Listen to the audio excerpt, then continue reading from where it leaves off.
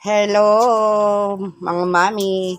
Ito po ay aking nilalagyan ng ng alambre.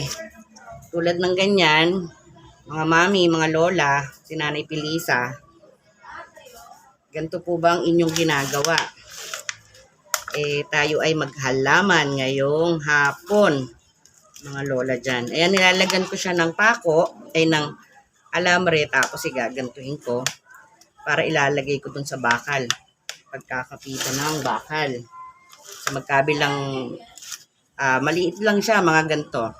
Isang haba para mailalapat mo sa bakal. Sabay titiklopin mo po ng ganito. Tignan nyo po mga mami kung paano ginagawa ni Nanay Pilisa.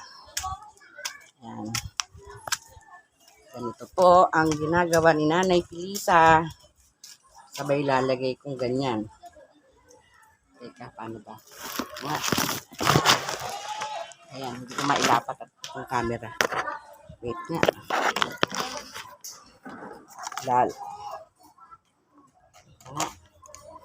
Yan, ganito. Yan. Hindi nyo na nakita mga mami. Tulad ng ganito. Isasabit nyo ganyan. Sasabit nyo para ay, kiki mo. Dapat may nag-a-assist.